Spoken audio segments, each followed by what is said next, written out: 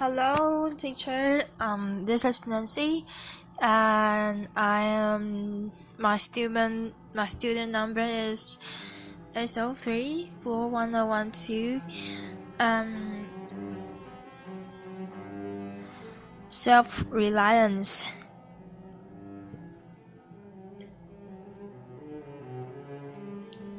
Man is his own star, and the soul that can render an honest and a perfect man, command all light, all influence,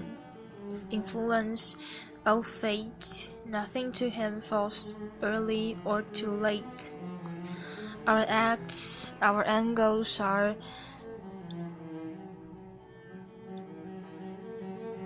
our acts or our angels are or good or ill, our fatal shadows that walk by us still. Alphabet to bemoan and flashes honest man's fortune.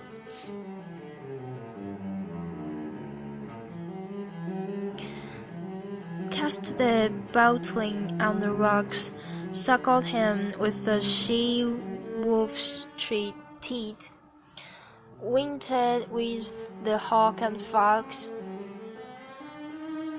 power and speed be hands and feet.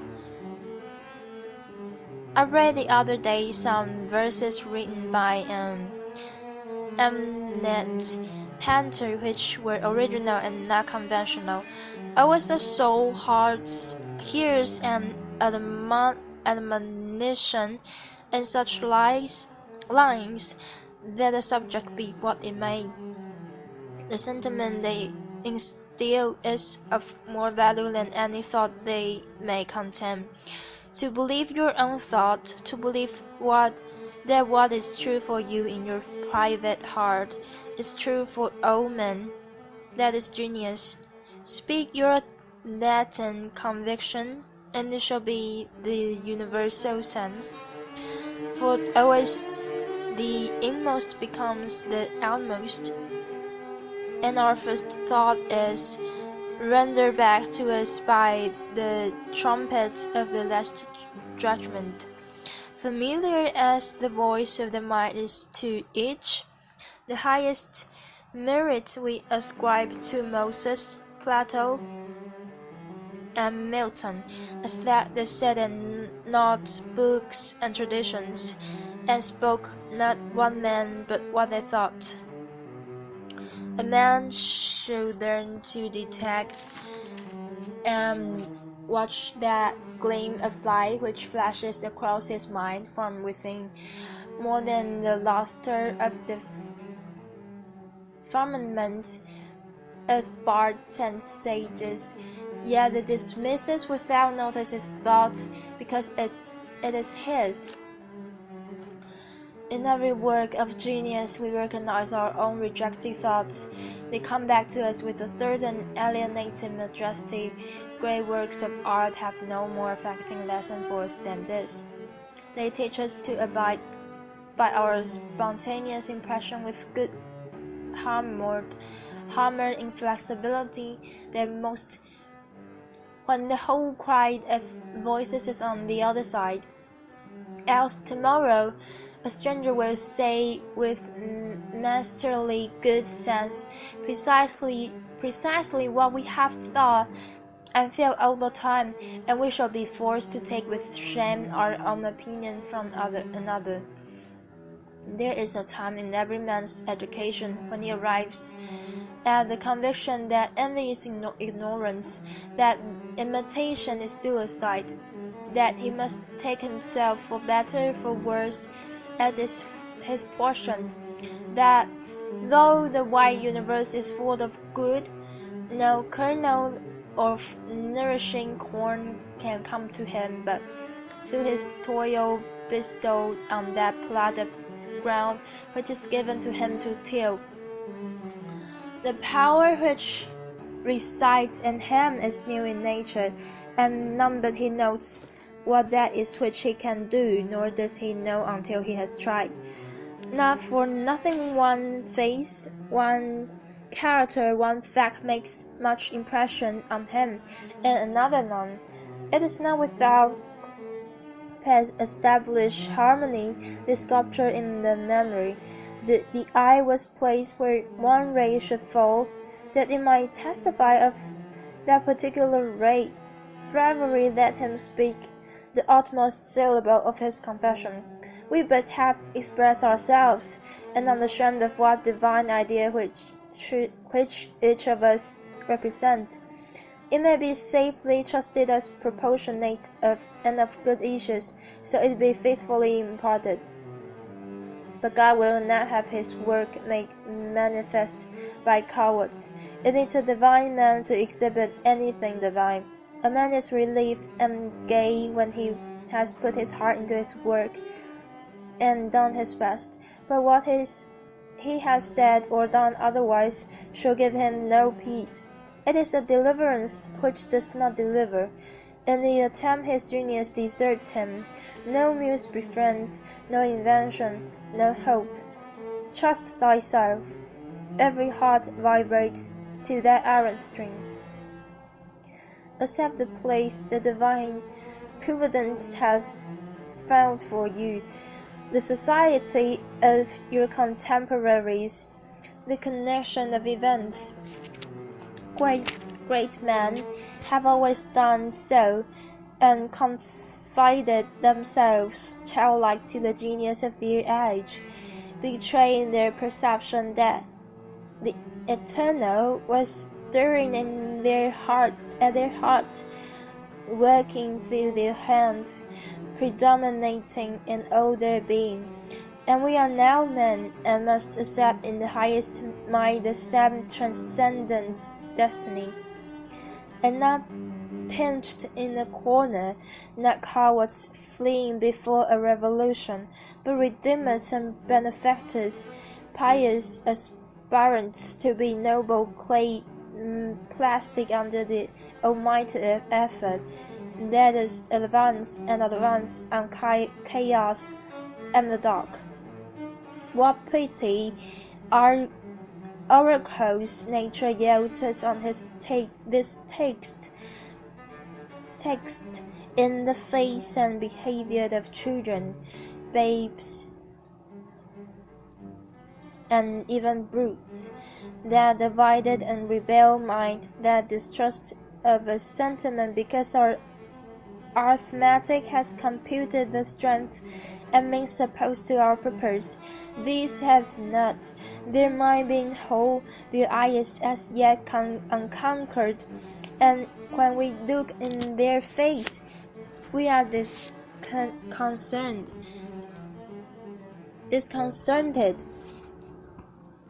Infancy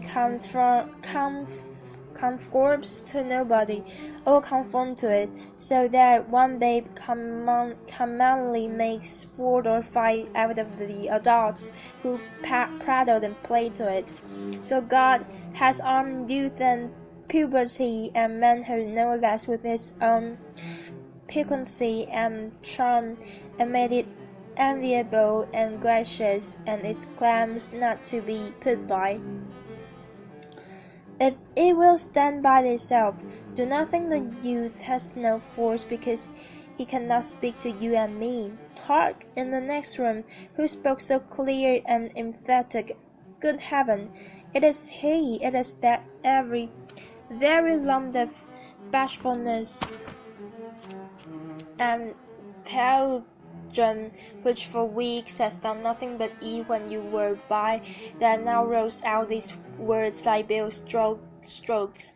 It seems he knows how to speak to his contemporaries, bashful or bold, then he will know how to make a seniors very unnecessary. The natural length of boys who are sure of a dinner and would disdain as much as a lord to do or say ought to conciliate one, is the healthy attitude of human nature. How is a boy the master of a society?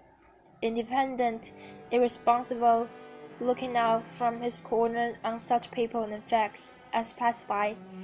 He tries and sentences them on their merits, in a swift summary way of voice, as good, bad, interesting, silly, eloquent, troublesome. He calms himself, never about consequences, about interests. He gives an independent, genuine verdict. You must court him. He does not court you, but the man is, as it were, clapped into jail by his consciousness. As soon as he has once acted or spoken with eclat, he is a committed person, watched by the sympathy or the hatred of hundreds whose affections must now enter into his account. There is no death for this. Oh, that he could pass again into his neutral, godlike independence. Who can this lose all pledge, and having observe again from the same unaffected, unbiased, unbreathable, unfrigid innocence, must always be formidable, must always engage the points and the man's regards. Of such an immortal youth the force would be felt. He would utter opinions on all passing affairs, which being seen to be not private but necessary, would sink like darting to the ear of men and put them in fear. These are the voices which we hear in solitude, but they grow faint and inaudible as we enter into the world. Society everywhere is in conspiracy against the manhood of every one of his members.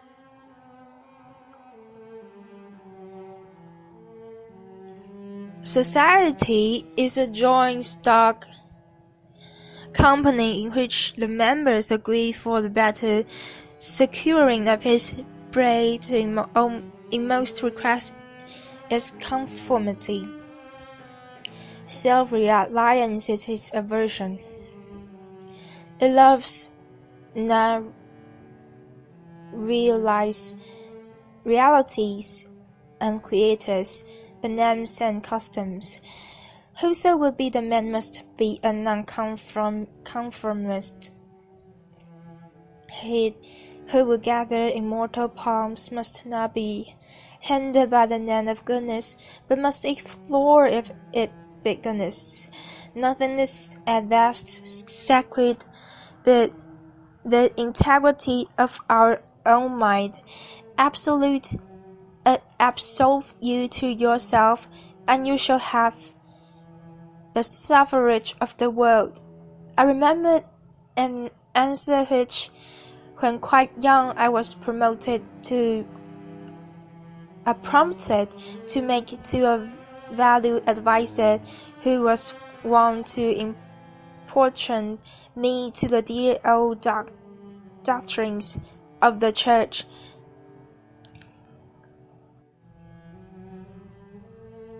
Am I saying, what have I to do with the sacredness of traditions? If I live wholly from within, my friend suggested, but these impulses may be from below, not from above, I replied.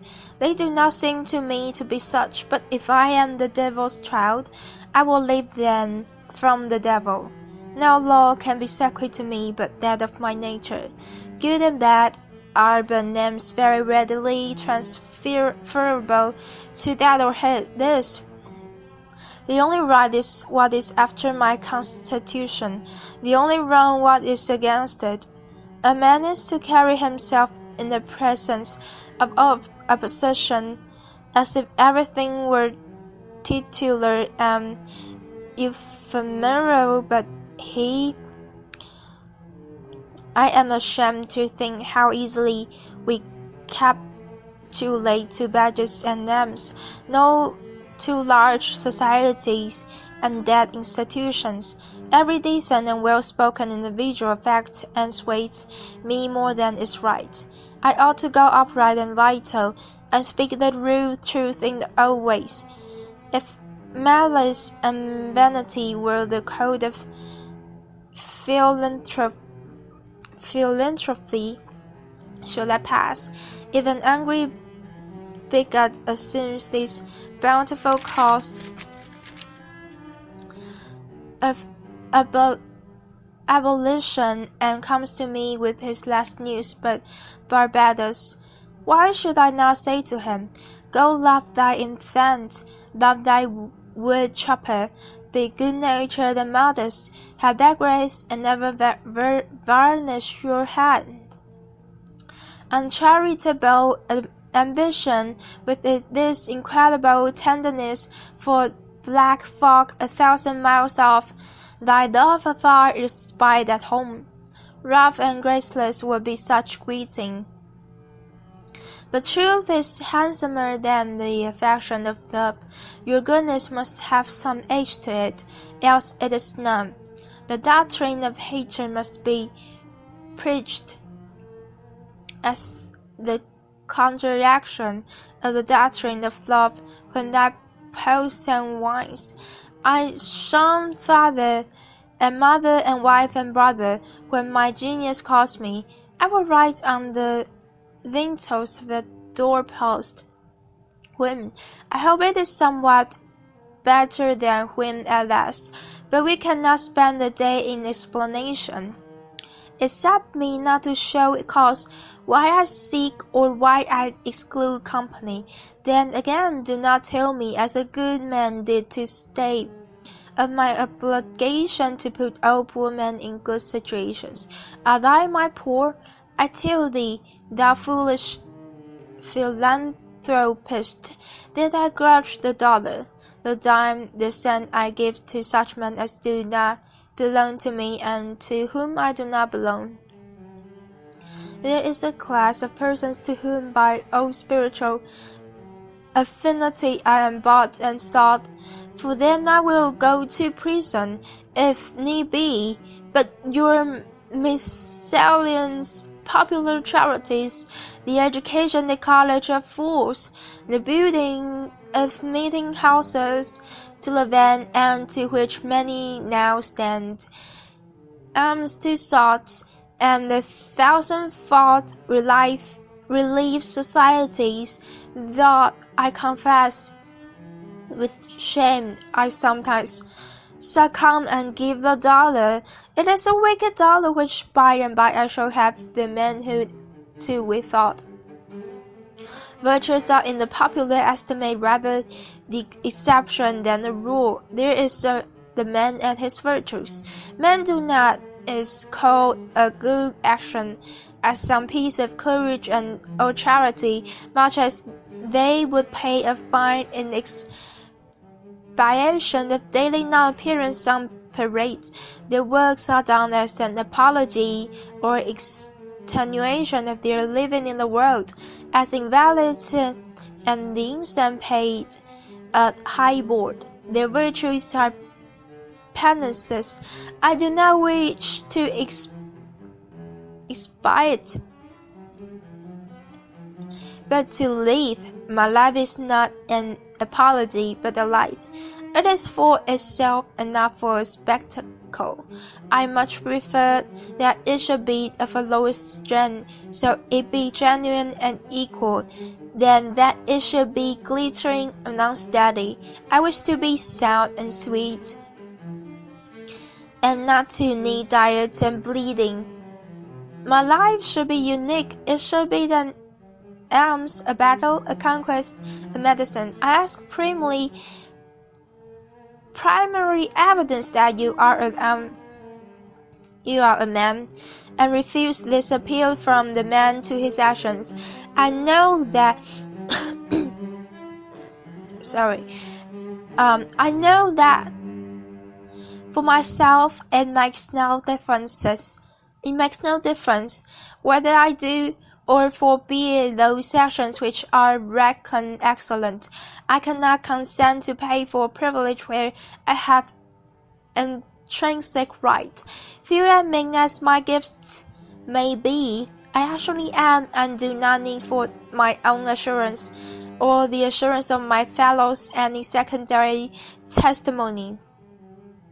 What I must do is all that concerns me, not what the people think. This rule equally arduous in actual and intellectual life, may serve for the whole distinction between greatness and meanness. It is harder because you will always find those who think they know what is your duty better than you know it. It is easy in the world to live after the world's opinion. It is easy in solitude to live after our own, but the great man is he who in the midst of the crowd keeps with perfect sweetness the independence of solitude. The objection to conforming to usages that have become dead to you is that it scatters your force. It loses your time and blurs the impression of your character. If you maintain a dead church, contribute to a dead Bible society, vote with the great party either for the government or against it, spread your table like base housekeepers, under all these screens I have difficulty to detect the precise man you are, and of course so much force is withdrawn from your proper life. But do your thing, and I shall know you. Do your work, and you shall reinforce yourself. A man must consider with what a blind man's bluff is this kind of conformity. If I know your sect, I anticipate your argument.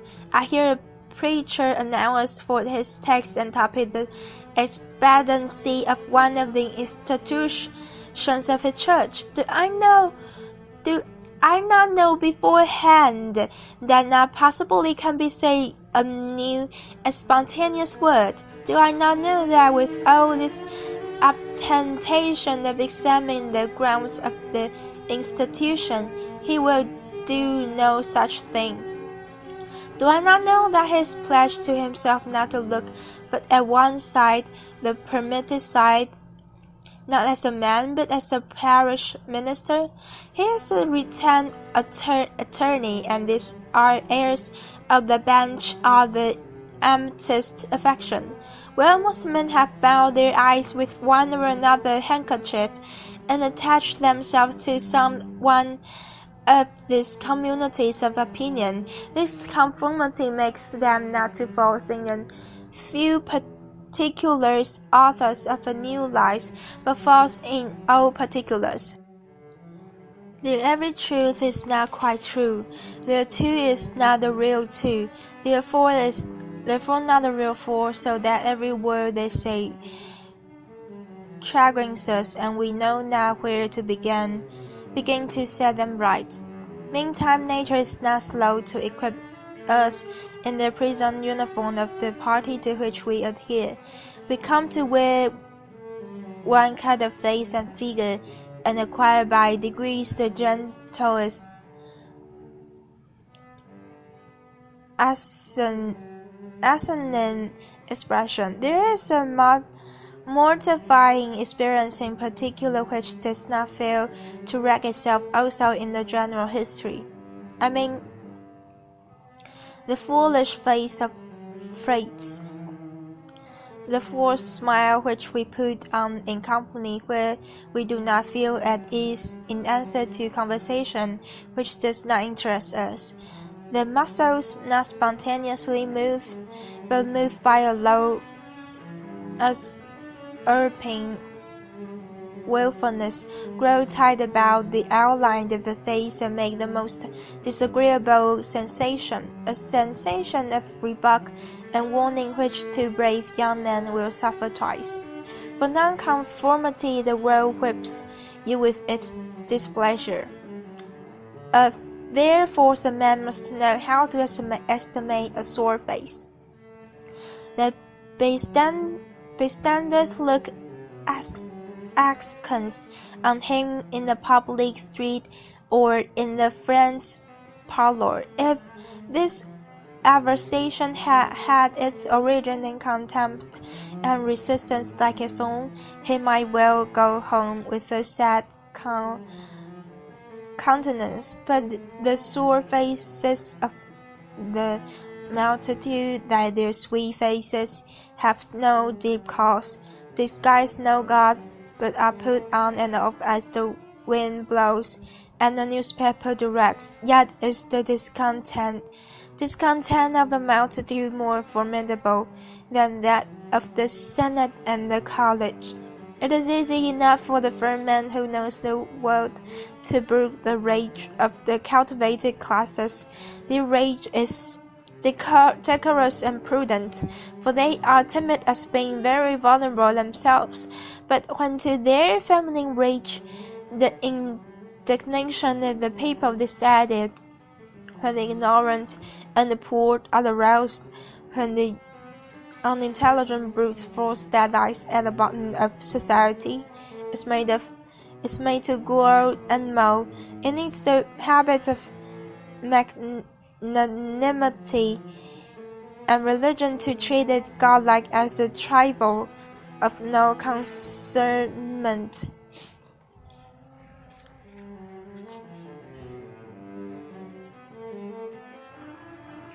The other terror that scares us from self-trust is our consistency, a reverence for our past act or word, because the eyes of others have no other data for computing our orbit than our past acts, and we are loath to disappoint them.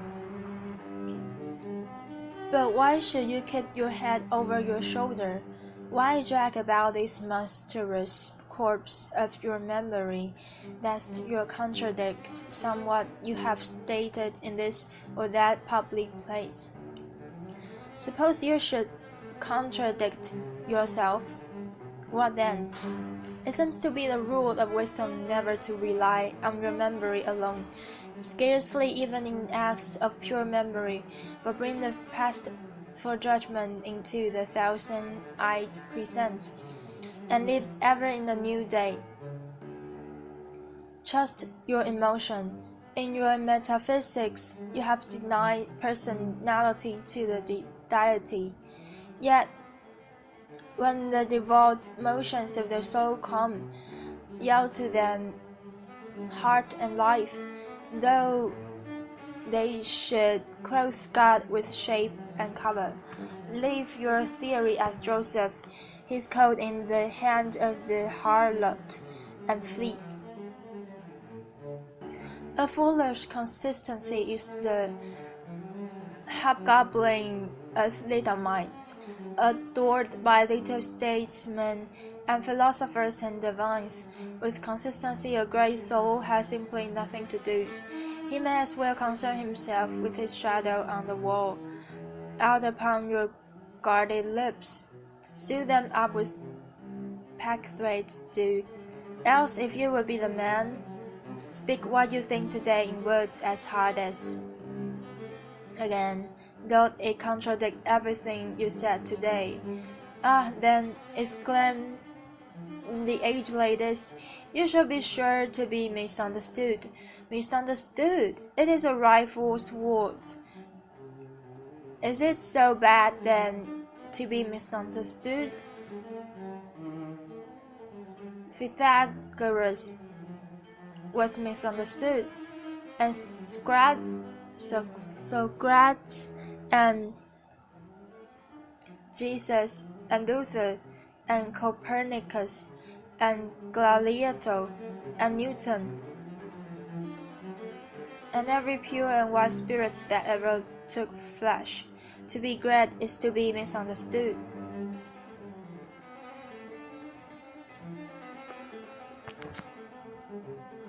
I suppose no man can violate his nature. All the satellites of his will are rounded in by the lot of his being, as the inequalities of Andes and Himalaya are insignificant in the curve of the sphere. Nor does it matter how you guard and try him. A character is like an acrostic or Alexandrian stanza. Read it forward, backward, or across. It still spells the same thing. Is this pleasing contrite wood life which God allows me? Let me record it day by day, my honest, thought without prospect or retrospect, and I cannot doubt it will be found symmetrical, though I mean it not and see it not. My book should smell of pines and resound with the hum of insects. The swallow over my window should interweave that thread or straw. He carries in his bill into my web also. We pass for what we are. Character teaches above our wills. Men imagine that they communicate their virtue or vice only by overt actions and do not see that virtue or vice emits a breath every moment. Fear never, but you shall be consistent in whatever variety of actions. So they be each honest and nature in their hour. For of one will, the actions will be harmonious, however unlike they seem. These varieties are lost sight of when seeing at a little distance, at a little height of thought. One tendency unites them all. The voyage of the best ship is a zigzag line of 100 tic-tacs. This is only microscopic criticism. See the line from a sufficient distance, and it strengthens itself to the average tendency. Your genuine action will explain itself and will explain your other genuine actions. Your conformity explains nothing. Act singly, and what you have already done singly will justify you now. Greatness always appeals to the future. If I can be great enough now to do right and scorn nice, I must have done so much right before, as to defend me now. Be it how they will, do right now. Always scorn appearances, and you always may. The force of character is cumulative. All the foregone days of virtue work their health into this. One makes the majesty of the heroes of the Senate and the field, which so fills the imagination, the consciousness of a train of great days and victories. Behind, there they all stand and shade and united light on the advancing actor. He is attended as by a visible escort of angels to every man's eye. That is it which throws thunder into Chatham's voice, and dignity into Washington's port, and American into Adam's side. Honor is vulnerable to us because it is no ephemeris. It is always ancient virtue. We worship it today because it is not of today. We love it and pay it homage because it is not a trap for our love and homage, but is self-dependent, self-derived, and therefore of an old immaculate pedigree, even if shown in a young person.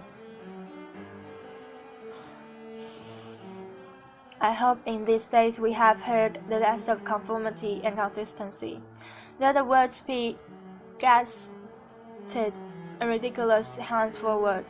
Instead of the gone for dinner, let us hear a whistle from the Spartan 5. Let us spot and apologize nevermore. A great man is coming to eat at my house. I do not wish to please him. I wish that he should wish to please me. I will stand here for humanity, and though I will make it kind, I will make it true. Let us affront and reprimand the smooth mediocrity and squalid continent of the times, and hurl in the face of custom and trade and office the fact which is the upshot of all history, that there is a great responsible thinker and actor moving wherever moves a man. That the true man belongs to no other time or place, but is the center of things. Where he is, there is nature. He measures you and all men and all events. You are constrained to accept his standard. Ordinarily, everybody in society reminds us of someone else, or of some other person. character, reality, reminds you of nothing else. It takes place of the whole creation. The man must be so much that he must make awkward circumstances indifferent, put all means into the shade. This old great man not undo. Every true man is a cause, a country, and an age. Requires infinite spaces and numbers and time fully to accomplish his thought. And posterity seem to follow his steps as a possession. A man Caesar is born, and for ages after we have a Roman Empire. Christ is born, and millions of minds so grow and cleave to his genius that he is confounded with virtue and the possible of men.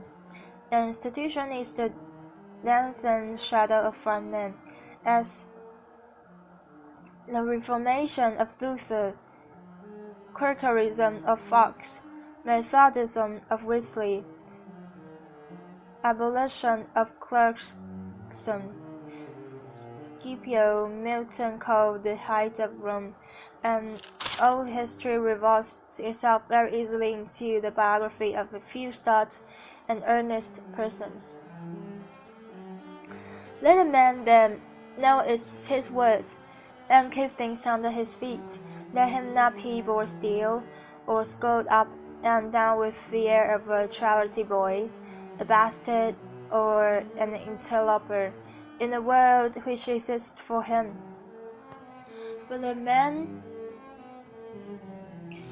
in the street, finding no worth in himself, with correspondence to the force which built a tower or sculptured a marble god, feels poor when he looks on these. To him a palace, a statue, or a costly book have an alien and forbidden air, much like a gay equipage.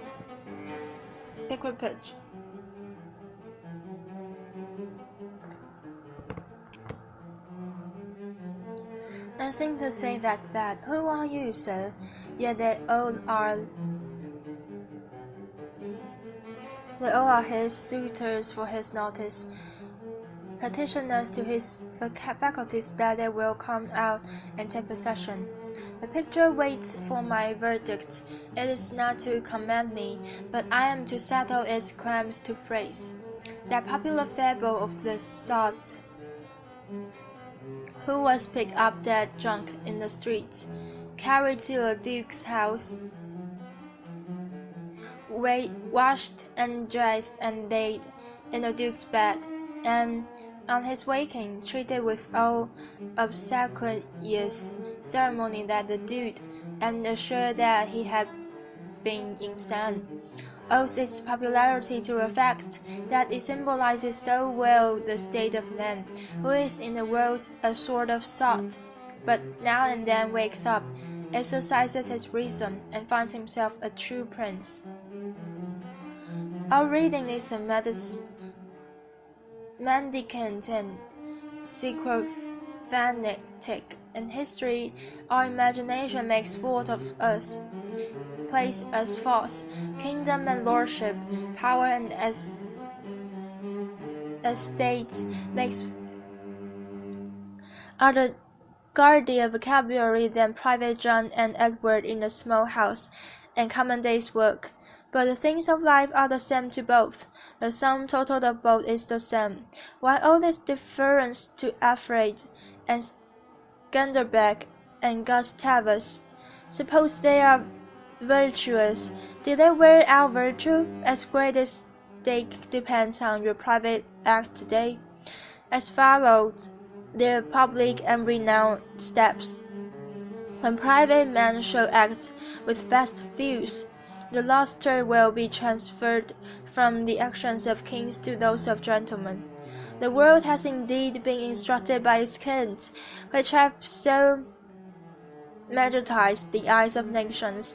It has been taught by this colossal symbol of the mutual reverence that is due from man to man, the joyful loyalty with which men have everywhere suffered the king, the noble, or the great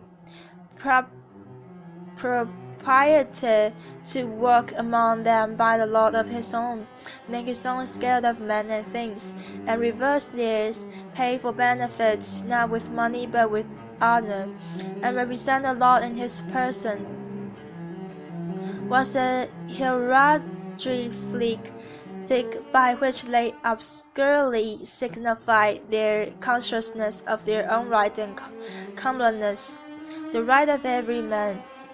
The magnetism which all original action exerts is explained when we inquire the reason of self-trust.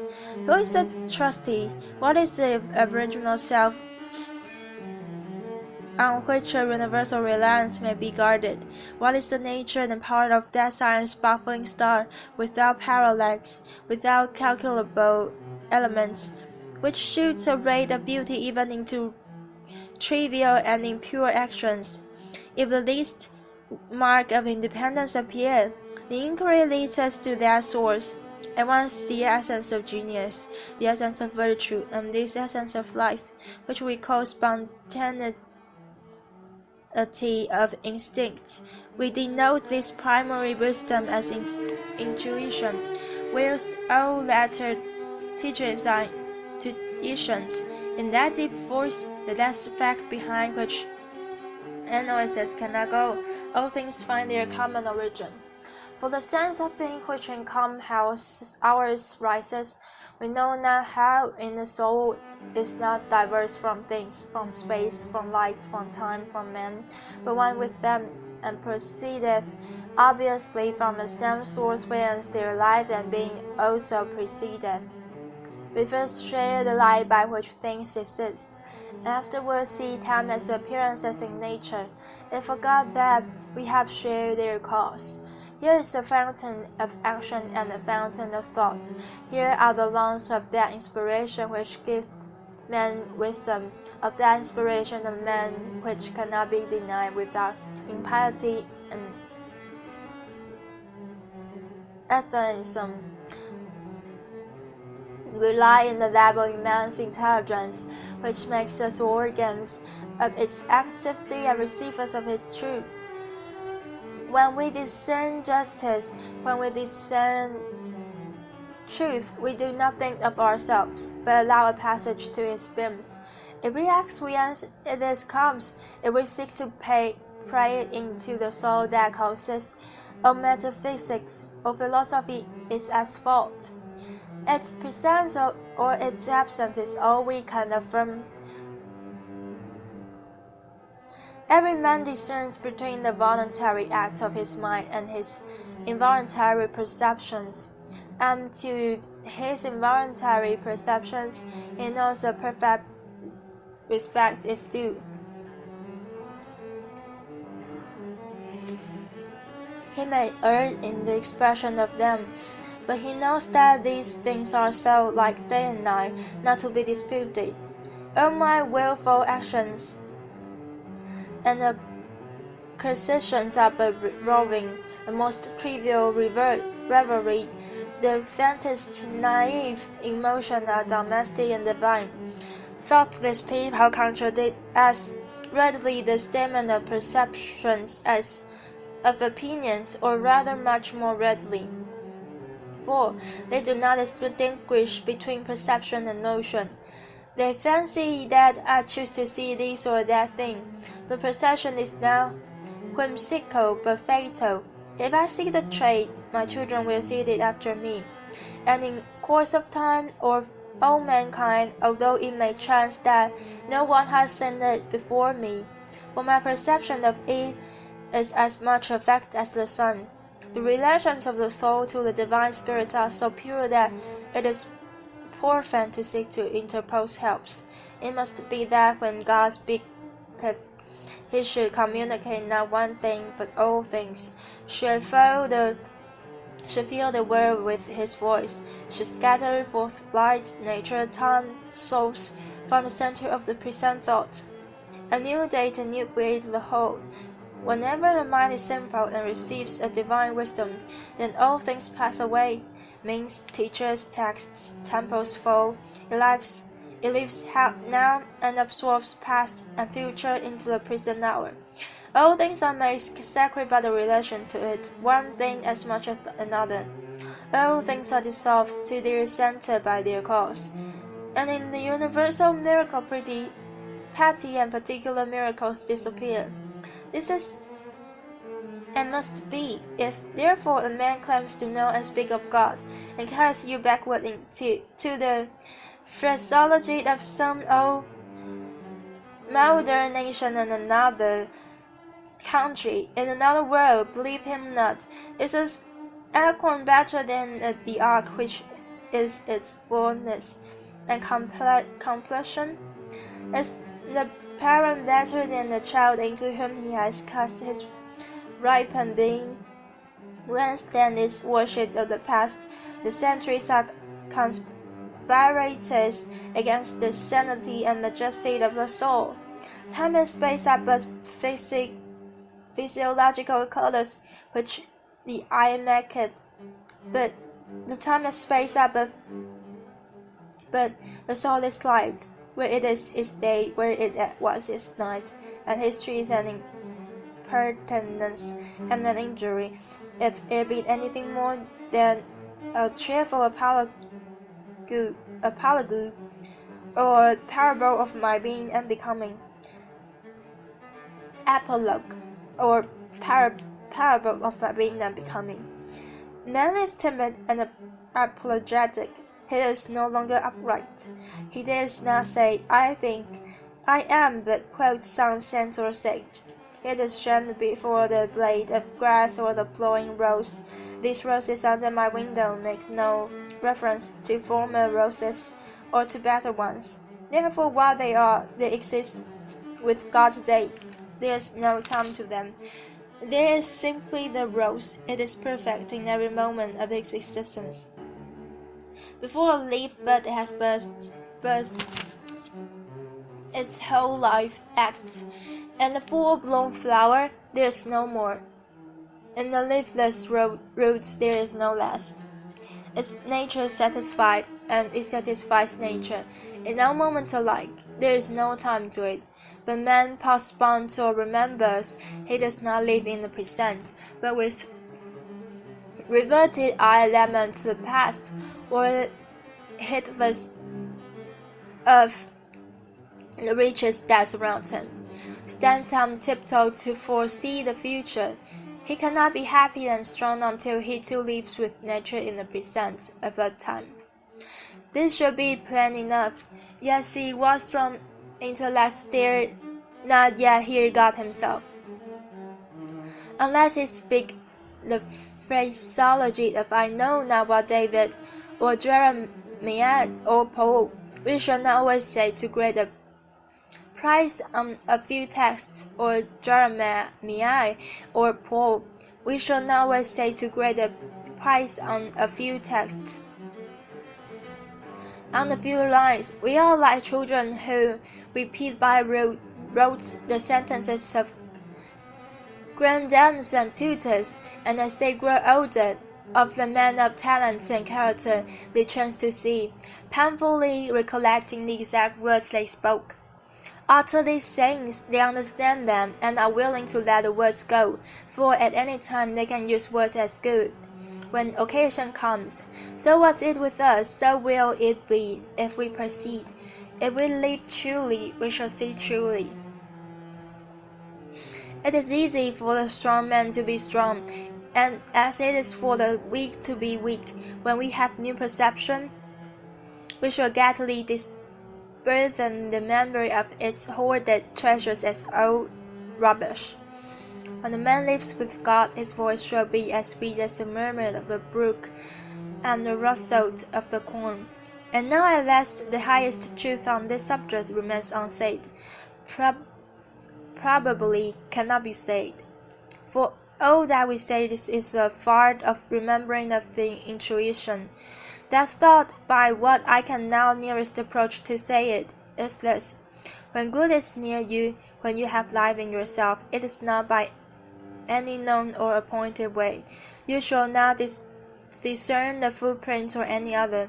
You shall not see the face of man. You shall not hear any name. The way, the thought, the good shall be wholly strange and new. It shall exclude all other being. You take away from man not to man.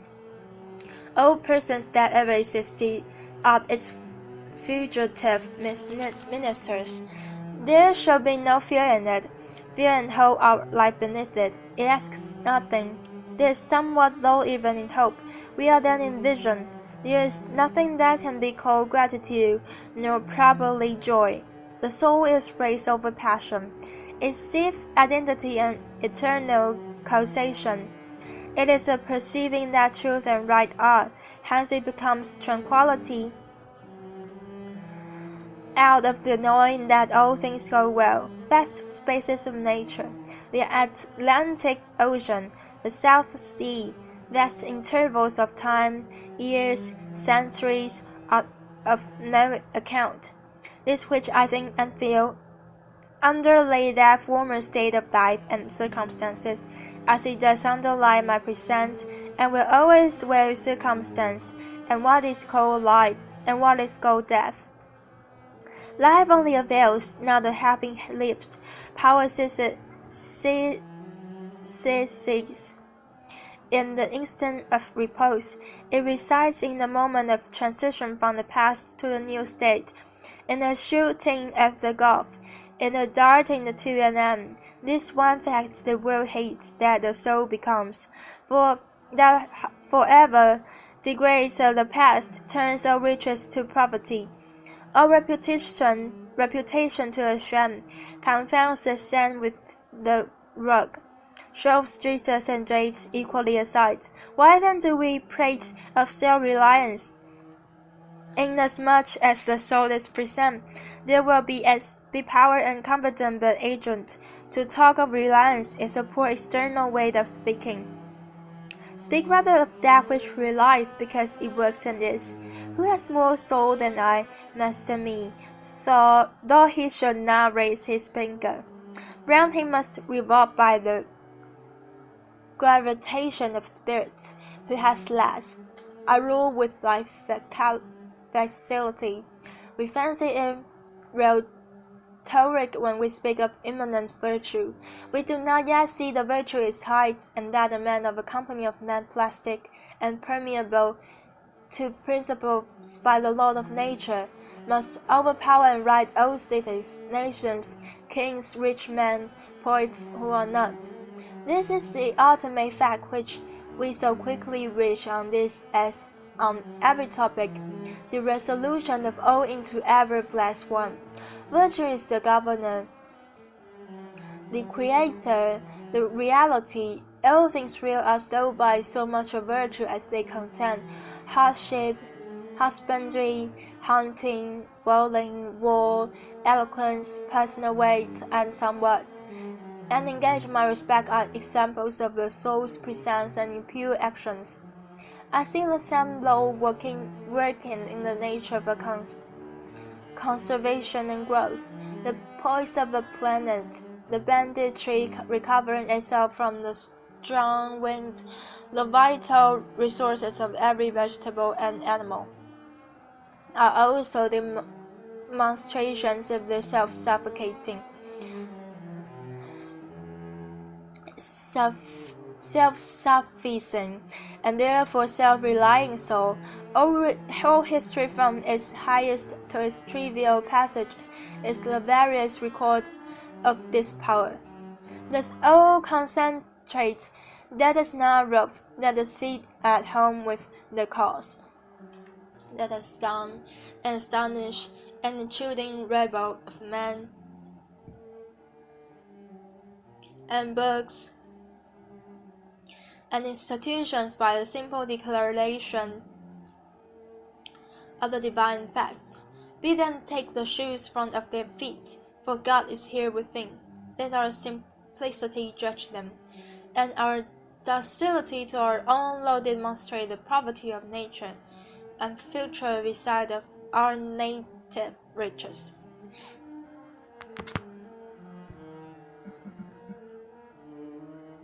But now we are a mob.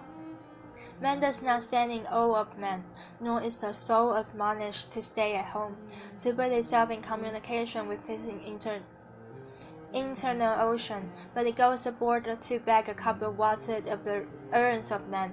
We must go alone. Isolation must precede true society.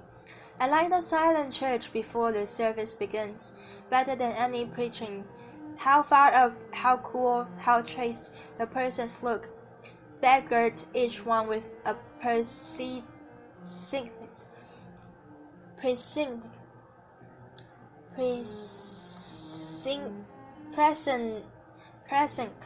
or sanctuary. So let us always sit. Why should we assume the faults of our friend, our wife, or father, or child, because they sit around our hearth, or are said to have the same blood? All men have my blood, and I have the old man's. Not for that will I adopt their petulance fully, even to the extent of being ashamed of it.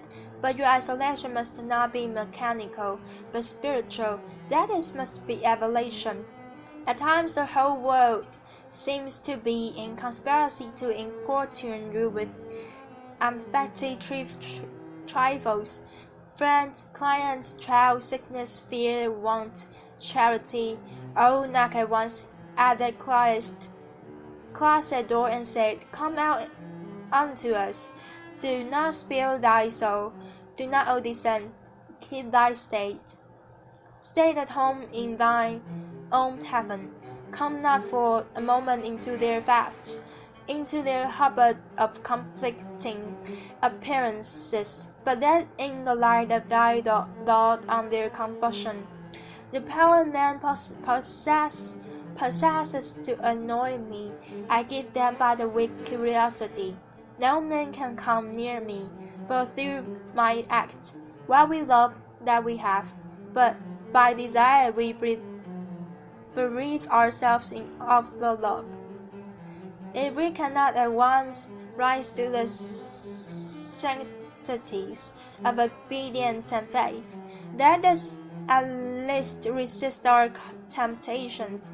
Let us enter into the state of war, and wake Thor and Woden, courage and constancy in our Saxon breasts. This is to be done in our smooth times by speaking the truth. Check this lying hospitality and lying affection. Live no longer to the expectation of these deceived and deceiving people with whom we converse. Say to them, O father, O mother, O wife, O brother, O friend, I have lived with you after appearances. That'll, henceforward I am the truth's. Be it known unto you that henceforward I obey no law less than the eternal law. I will have to covenant but proximities. I shall endeavor to nourish my parents, to support my family, to be the chaste husband of one wife. But these relations I must feel after a new and unprecedented way. I appeal from your customs. I must be myself. I cannot break myself any longer for you or you. If you can love me for what I am, we shall be the happier. If you cannot, I will still seek to deserve that you should. I must be myself. I will not hide my tastes or aversions. I will so trust that what is deep is holy, that I will do strongly before the sun and moon whatever inly rejoices me, and the heart appoints. If you are noble, I will love you. If you are not, I will not hurt you and myself by hypocritical attentions. If you are true, but not in the same truth with me, cleave to your companions. I will seek my own. I do this not selfishly, but humbly and truly. It is alike your interest and mine and old man's. However long we have dwelt in lies, to live in truth. Does this sound harsh to say? You will soon love what is detected by your nature as well as mine, and if we follow the truth, it will bring us out safe at last. But so you may give these friends a pen. Yes, but I cannot sell my liberty and my power to save their sensibility. Besides, all persons have their moments of reason when they look out into the region of absolute truth. Then will they justify me and do the same thing? The populace think that your rejection of popular standards is a rejection of all standard, and mere antinomianism, and the bold sensualist will use this name of philosophy to gild his crimes. But the law of consciousness abides. There are two confessionals in one or the other of which must be shriven.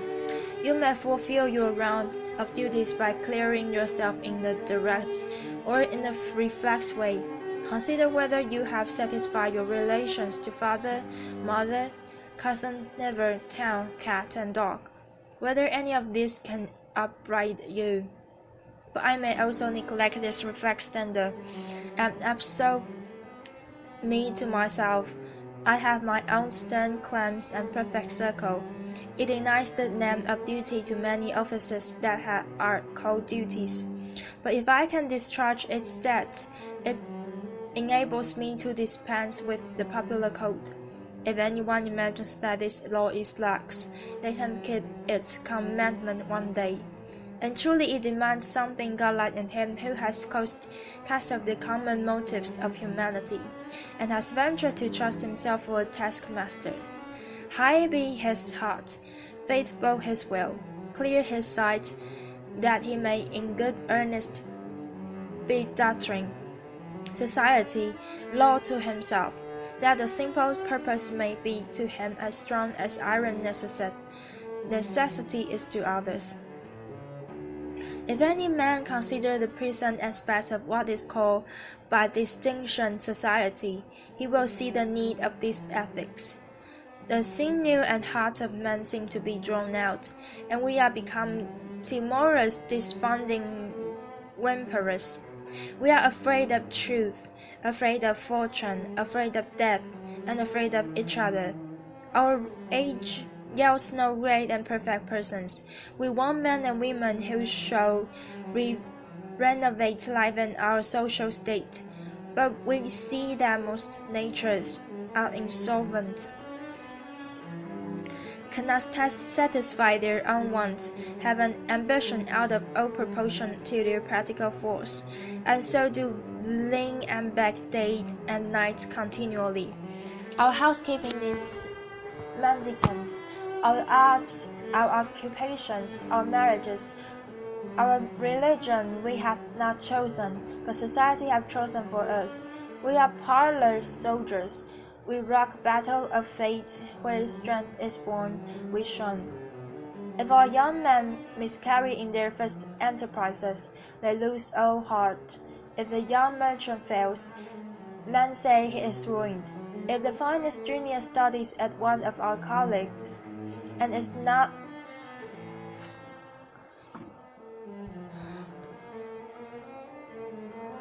installed in an office within 1 year afterwards in the cities or suburbs of Boston or New York, it seems to his friends and to himself that he is right too, in being disheartened and in complaining the rest of his life. A sturdy lad from New Hampshire or Vermont, who in his turn tries all the professions, who teams it, farms it, peddles, keeps a school, preaches, edits a newspaper, goes to Congress, buys a township, and so forth. In successive years, and always, like a cat, falls on his feet, is worth 100 of these city dolls. He walks abreast with his days, and feels no shame in not studying the profession, for he does not postpone his life, but lives already. He has not one chance, but 100 chances, that the stoic arise who shall reveal the resources of man, Until men they are not laying willows, but can and must detach themselves, that with the exercise of self-trust, new powers shall appear, that a man is the Word made flesh, born to shed healing to the nations, that he shall be ashamed of our compassion, and that the moment he acts for himself, tossing the laws, the books, idolatries, and customs out of the window, we pity him no more, but thank and revere him, and that teacher shall restore the life of man to splendor, and make his name dear to all history.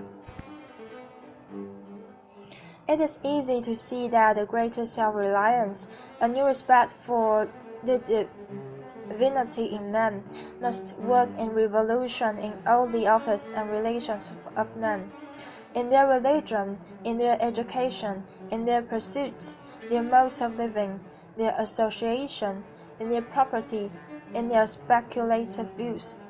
In what prayers do men allow themselves? That which they call a holy office is not so much as brave and manly. Prayer looks abroad and asks for some foreign addition to some foreign virtue, and loses itself in endless mazes of natural and supernatural and mediatorial and miraculous, endless mazes. Prayer that crafts a particular commodity, anything less than all good, is vicious. Prayer is the contemplation of the facts of life from the highest point of view. It is the soliloquy of a beholding and jubilant soul. It is the spirit of God pronouncing his works good. But prayer has a means to effect a private end, as depth and meanness. It supposes dualism and not unity in nature and consciousness. As soon as the man is at one with God, he will not beg. He will then see prayer in all action. The prayer in a farmer kneeling in his field to weed it, the prayer of the rower kneeling with the stroke of his oar. A true prayer is heard throughout nature, though for cheap ends. Karatak of Thatcher's Bonducat, when admonished to inquire the mind of the god Odate, replies, his hidden meaning lies in our endeavors. Our Vedas are our best gods. Another sort of false prayers are our regrets. Discontent is the want of self-reliance. It is infirmity of will. Regret calamities, if you can thereby help the sufferer. If not, attend your own work, and already the evil begins to be repaired. Our sympathy is just as base. We come to them who weep foolishly, and sit down and cry for company, instead of imparting to them truth and health in rough electronic shocks, putting them once more in communication with the soul. The secret of fortune is joy in our hands. Welcome evermore to God, and man is a self-helping man. For him all doors are flung wide, him all tongues great, all honors crowned, all eyes follow with desire. Our love goes out to him and embraces him, because he did not need it. We solicitously and apologetically cares and celebrate him, because he held on his way and scorned our disapprobation. The gods love him because men hated him. To the persevering mortal, say Zoroaster, the blessed immortals are swift. As men's prayers are the disease of the will, so are their creeds a disease of the intellect. They say with those foolish Israelites, Then now God speak to us, lest we die. Speak thou, speak any man with us, and we will obey. Everywhere I am bereaved of meeting God in my brother, because he has shut his own temple doors, and recites fables merely of his brothers, or his brother's God. Every new mind is a new classification. If it prove a mind of uncommon activity and power, a Locke, a Lavoisier, a Houghton, a Bentham, a Bursham, imposes its classification on other men, and lo, a new system, in proportion always to the depth of the thought, and so to the number of the objects it touches and brings within reach of the pupil. It is his compulsancy, but chiefly is this apparent in creeds and churches, which are also classifications of some powerful mind acting on the great elemental thought of duty and man's relation to the highest. Such is Calvinism, Quakerism, Swedenborgianism. The pupil takes the same delight in subordinating everything to the new terminology that the girl does who has just learned botany, and seeing a new earth and new seasons thereby. It will happen for a time that the pupil will feel a real debt to the teacher, will find his intellectual power has grown by the study of his writings. This will continue until he has exhausted his master's mind. But in all unbalanced minds, the classification is idolized, passes for the end, and not for speedily exhaustible means, so that the walls of the system blend to their eye in the remote horizon with the walls of the universe. The luminaries of heaven seem to them hung on the arch their master built. They cannot imagine how you aliens have any right to see, how you can see. It must be somehow that you stole the light from us. They do not yet perceive that light unsystematic, indomitable will break into any cabin, even into theirs. Let them chirp a while and call it their own. If they are honest and do well, presently their neat new painfold will be too straight and low, will crack, will lean, will rot and vanish, and the immortal light, oh young and joyful, million-colored, will beam over the universe as on the first morning. It is for want of self-culture that the idol of traveling, the idol of Italy, of England, of Egypt remains for all educated Americans. Let whom may England, Italy, or Greece venerable in the imagination, they saw not by rambling round creation as a moth round a lamp, but by sticking fast where they were, like an axis of the earth. In manly hours, we feel that duty is our place, and that the merriment of circumstance shall follow as they may. The soul is not traveler. The wise man stays at home with the soul, and when his necessities, his duties, or any occasion call him from his house, or into foreign lands, he is at home still, and is not gadding abroad from himself, and shall make men sensible by the expression of his countenance, that he goes the missionary of wisdom and virtue, and visits cities and men like a sovereign, and not like an interloper or valet.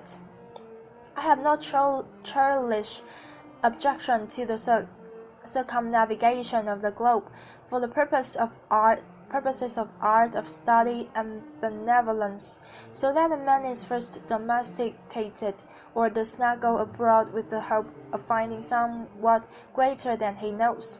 He who travels to be amused, or to get somewhat which he does not carry, travels away from himself, and grows old even in youth among old things.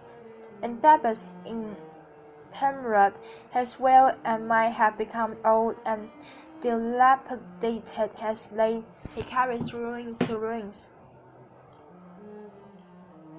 Traveling is a fool's paradise. We owe to our first journeys the discovery that place is nothing. At home I dream that at Naples, at Rome, I can be intoxicated with beauty and lose my sadness. I pack my trunk, embrace my friends, embark on the sea, and at last wake up in Naples.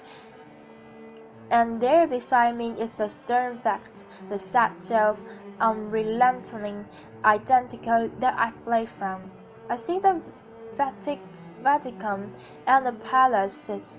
I affect to be intoxicated with the sights and suggestions, but I am not intoxicated. My giant goes with me wherever I go.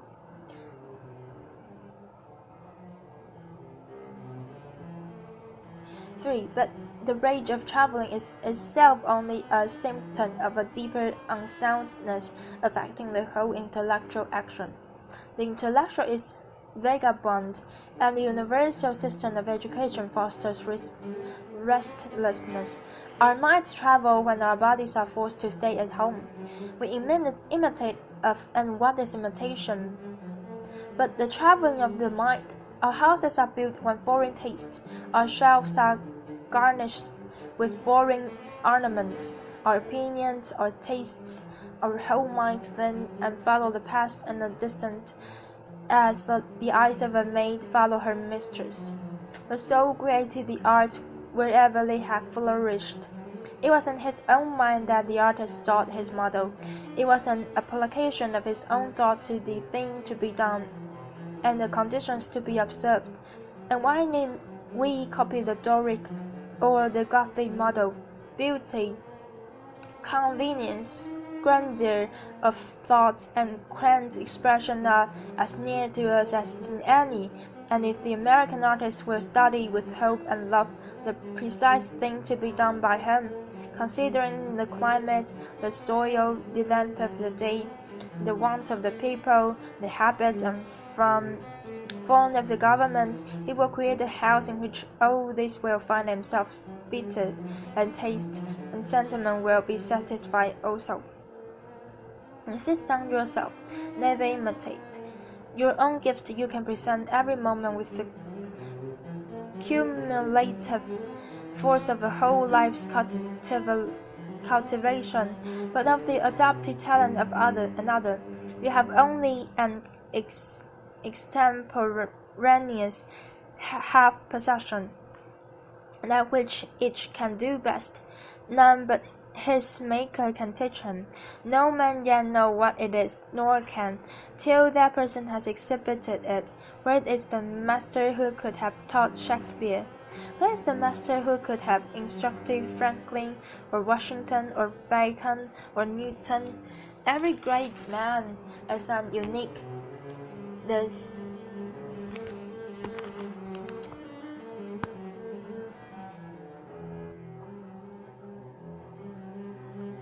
The Scipianism of Scipio is precisely that part he could not borrow. If anybody will tell me whom the great man imitates in the original crisis when he performs a great act, I will tell him who else than himself can teach him. Shakespeare will never be made by the study of Shakespeare. Do that which is assigned thee, and thou can hope too much or dare too much.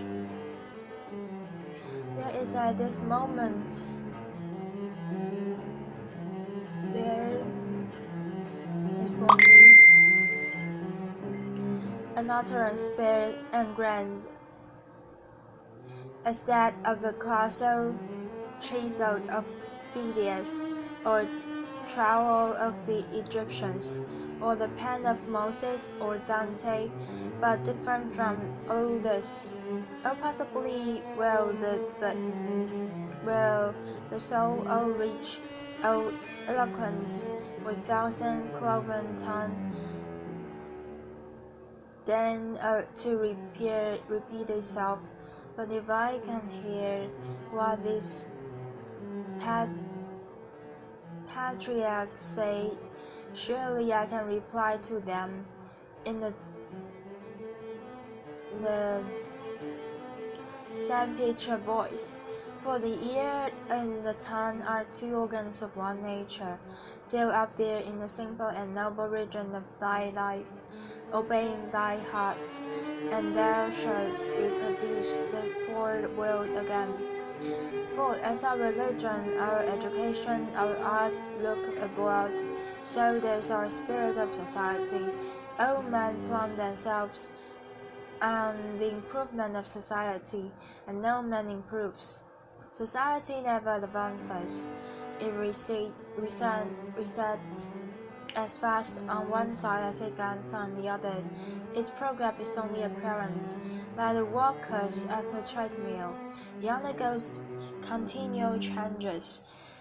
It is barbarous, it is civilized, it is Christianized, it is rich, it is scientific, but this change is not amelioration. For everything that is given, something is taken. Society acquires new acts and loses old instincts. What a contrast between the well-clad, reading, writing, thinking American with a watch, a pencil, and a bill of exchange in his pocket, and the naked New Zealander whose property is a club, a spear, a mat, and an undivided 20th of a shade to sleep under. But compare the health of the two men, and you shall see that his aboriginal strength the white man has lost. If the traveler tells us truly, strike the savage with the broad axe, and in a day or two the flesh shall unite and heal as if you struck the blow into soft pitch, and the same blow shall send the white to his grave. The civilized man has built a coach, but has lost the use of his feet. He is supported on crutches, but loses so much support of muscle. He has got a fine Geneva watch, but he has lost the skill to tell the hour by the sun. A Greenwich nautical almanac he has, and so being sure of the information when he wants it. The man in the street does not know a star in the sky. The solstice he does not observe. The equinox he knows as little, and the whole bright calendar of the year is without a dial in his mind. His notebooks impair his memory. His libraries overload his wit. The insurance office increases the number of accidents, and it may be the question whether machinery does the incumbent. Whether we have not lost by refinement some energy, by the Christianity entrenched in establishments and forms, some vigor of wild virtue. For every star it was a start, but in Christendom, where is the Christian? There is no more deviation in the moral standard than the standard of height or bulk. No greater men are now than ever were. A singular equality may be observed between the great men of the first and of the last ages. Nor can all the science, art, religion, and philosophy of the 19th century avail to educate greater men and Plutarch's heroes. There are 3 or 4 and 20 centuries ago. Not in time is the race progressive. Phocion, Socrates, and Anaxagoras, Diogenes are great men, but they leave no class. He who is really of their class will not be called by their name, but be wholly his own man, and in his turn the founder of a sect. The arts and inventions of each period are only its costume, and do not invigorate man. The harm of the improved machinery may compensate its good. Hudson and Bering accomplished so much in their fishing boats as to astonish Parry and Franklin, whose equipment exhausted the resources of science and art. Galileo, with an opera glass, discovered a more splendid series of facts than anyone since.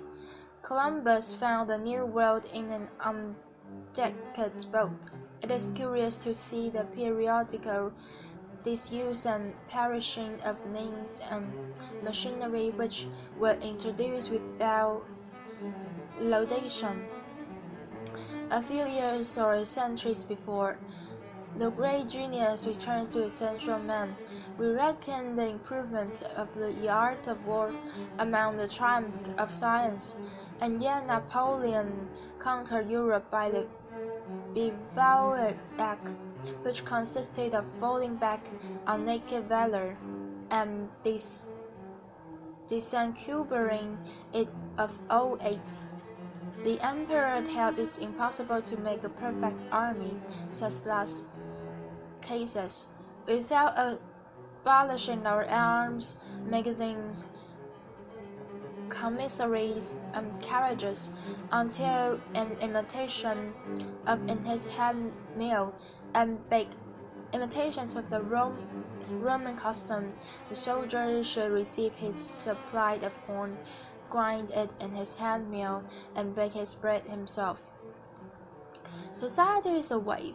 The wave moves onward, but the water of which it is composed does not. The sand particle does not rise from the valley to the ridge. Its unity is only phenomenal.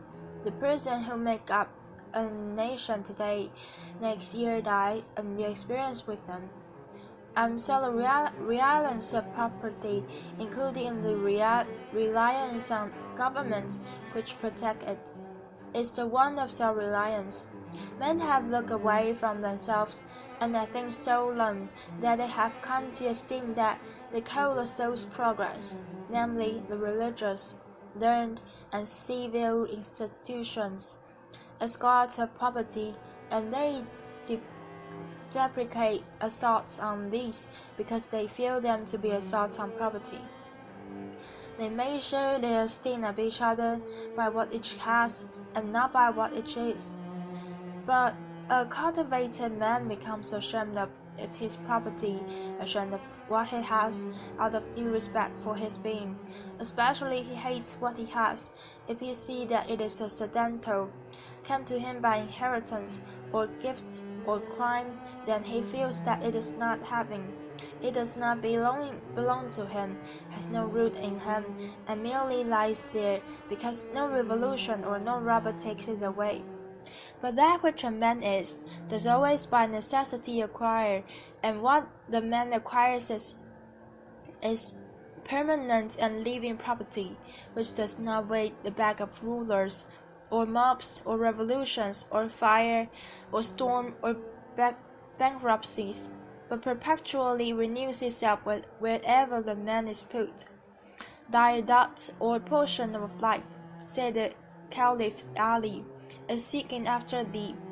Therefore be at rest from seeking after it. Our dependence on these foreign goods leads us to our slavish respect for numbers.